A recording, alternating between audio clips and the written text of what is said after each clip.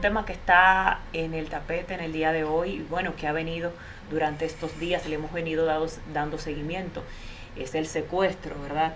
Como hablaban fuera de la pausa, del diplomático dominicano, el agregado comercial de la República Dominicana en Haití, el señor Guillén. Bueno, sí, precisamente quería hablar de ese tema, que felizmente, aunque no con Gracias todas las a Dios. informaciones que quisiéramos, y gracias a Dios, ya el canciller de la República, Roberto Álvarez, ha anunciado al país que este hombre fue liberado, sano y salvo, que no presenta ningún problema de salud ni maltrato, pero no dijo bajo qué circunstancias y quién específicamente y quiénes lo secuestraron, aunque se había dicho que era la banda esta criminal de los Mazú 400, pero no se ha tenido una confirmación oficial de que haya sido esa banda criminal que lo haya secuestrado. Y eso es lo que a uno un poco queda en el aire y le preocupa. Yo recuerdo esta misma banda que se cree, no oficialmente, habría, digamos, secuestrado al señor Carlos Guillén Tatis, que es funcionario agrícola de la Embajada Dominicana en Haití.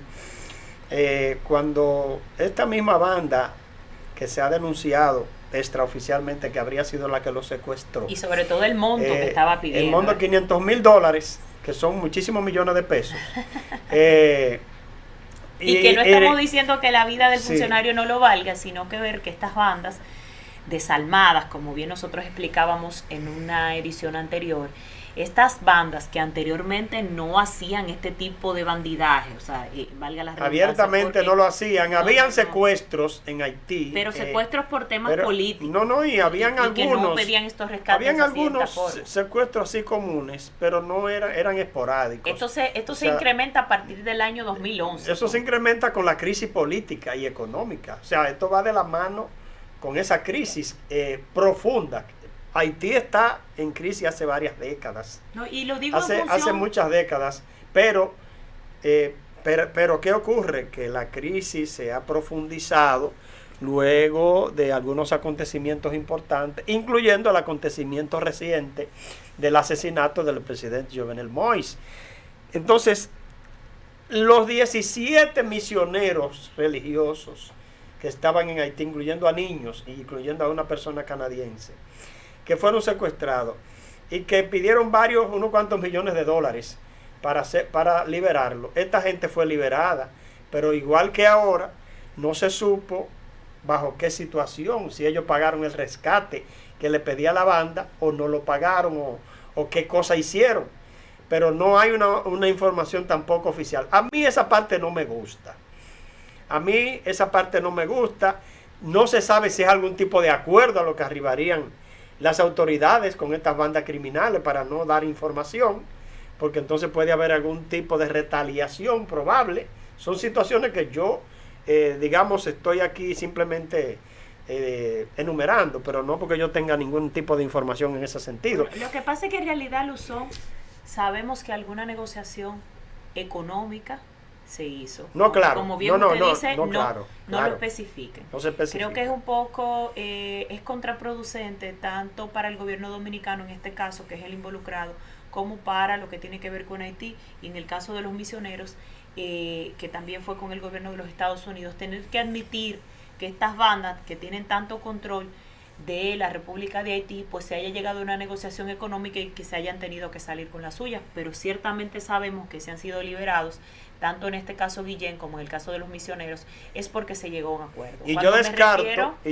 me refiero al tema de las bandas, sí, es Luzón, porque recordemos que a partir del año 2003, cuando las bandas aparecen en Haití y se hacen ya más comunes, lo hacen para poder incidir en lo que tiene que ver con temas políticos, es decir, respondían a líderes políticos como Jean Bertrand Aristide y así sucesivamente los líderes de Haití que han liderado estas bandas. Sin embargo, a partir del año 2011, con la llegada de Michel Martelly a ser presidente de Haití, lo que se refiere al tráfico de armas en Haití se proliferó, y a partir de esto las bandas en Haití ya su misión no era hacer mediación política, hacer presión política o responder a políticos en lo que tenía que ver con temas meramente de lo que tenía que ver con el Estado y lo gubernamental, sino que comenzaron a hacer actos vandálicos como secuestros, violaciones, homicidios, hasta el día de hoy, y por supuesto lo que sucedió con el magnicidio del presidente Jovenel Moïse en el año 2021, y a partir de ahí pues se sale de control lo que tiene que ver con el tema de las bandas en Haití. Digo se sale de control porque obviamente antes había políticos que tenían control de estas bandas y que podían mediar en lo que tenía que ver en la situación. Ya esas bandas, los líderes de esas bandas y que tienen alrededor del control de Haití de un 75% de lo que es el control de Haití, hay que negociar con ellos como se negocia más que con cualquier autoridad, incluso tienen poder por encima del primer ministro. Bueno, pero ya eso ha salido a relucir en varias ocasiones, Yeneuri. ¿Tú recuerdas cuando ellos no tenían combustible? Que el gobierno prácticamente, el primer ministro tuvo que llegar a un acuerdo con las bandas para que dejaran circular los camiones, los tanqueros de combustible. Pero no solo eso, ahora mismo si te pones a hacer una evaluación, digamos así, fuera de cualquier formalidad, tú tienes que entender que estas bandas gozan de mejor poder económico que el gobierno. O sea, tienen dinero y el gobierno no tiene. Tienen más armas que el gobierno, porque pueden comprarlas con todo ese dinero del secuestro, porque el secuestro es el mejor de los negocios para estas bandas criminales. No tienen que hacer nada, simplemente agarran a una persona, lo mantienen cautivo por el tiempo que sea necesario hasta lograr su propósito. Hasta ahora, todo parece indicar que estas bandas, sobre todo esta que habría secuestrado tanto a los misioneros como probablemente a este funcionario dominicano en la embajada, esta banda le ha entrado un buen dinero, porque yo estoy más que seguro que esta banda cobraron el rescate. Y además cobraron el rescate. Dominicana, debe la República Dominicana, en lo que se refiere a la política exterior del país, tomar en cuenta que no ha sido al azar tomado este funcionario. Este funcionario no ha sido tomado al azar. Esto más que todo yo lo veo como un mensaje para la República Dominicana, así como lo hicieron con los misioneros en lo que se refiere a Haití. Es decir, estas bandas no van a permitir que otro Estado, ya sea Estados Unidos, como también en lo que se refiere a la República Dominicana, incursione en lo que tiene que ver con sus asuntos.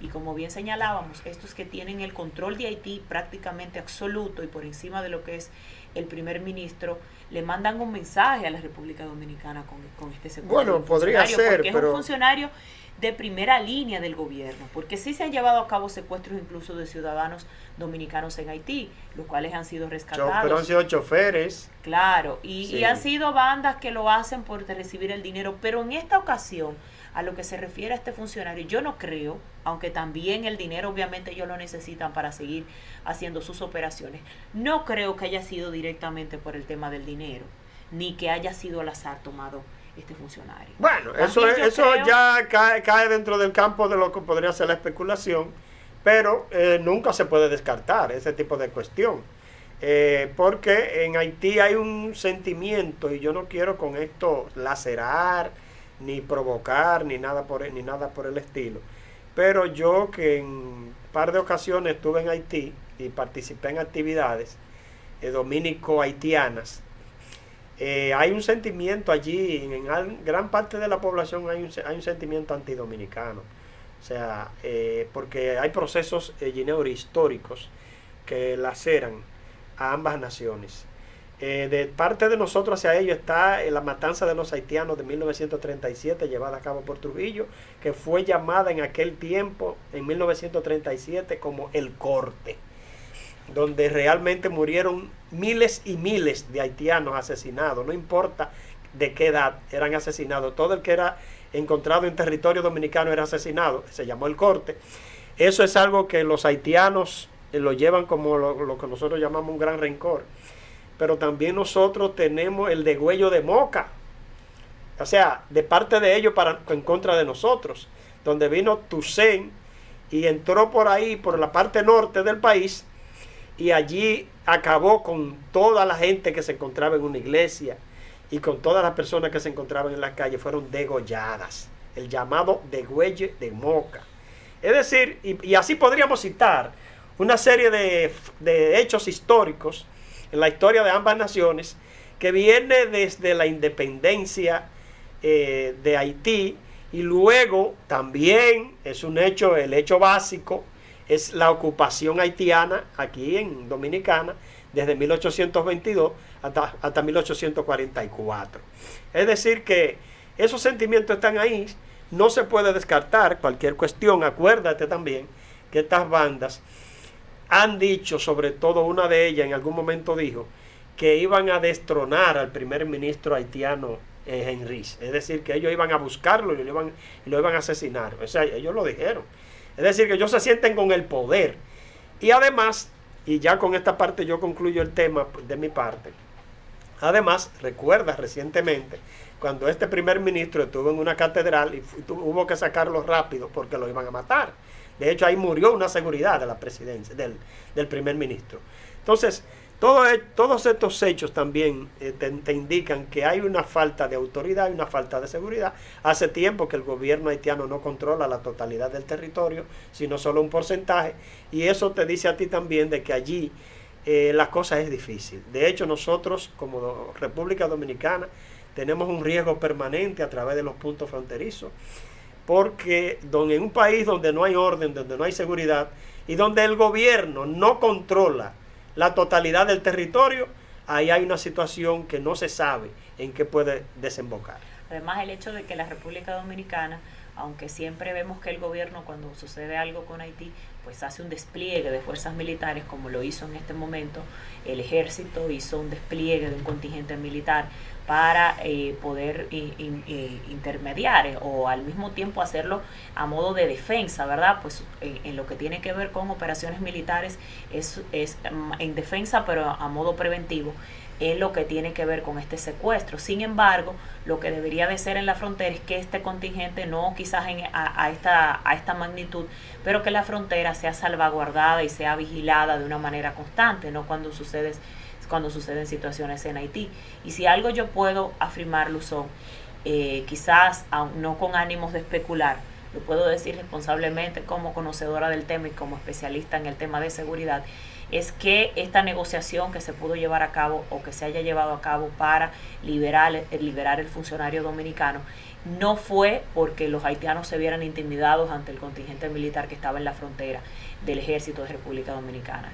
Eso no incide, sino que sabemos que directamente, como digo, puedo afirmar, esto fue una negociación que se llevó a cabo entre la República Dominicana y quizás haya podido ser mediador los Estados Unidos, y que este secuestro no se hizo de una manera aleatoria, sino como una manera de mandar un mensaje a la República Dominicana, porque también hay que tomar en cuenta que fue un funcionario del área agrícola, el agregado para lo que tiene que ver con los asuntos agrícolas, un punto neurálgico en lo que tiene que ver con la República Dominicana y Haití, donde sabemos que Haití incluso muchas veces ha desechado productos dominicanos por decir que no están aptos, y también entonces en ese sentido nos hace daño a nosotros porque es nuestro tercer socio comercial.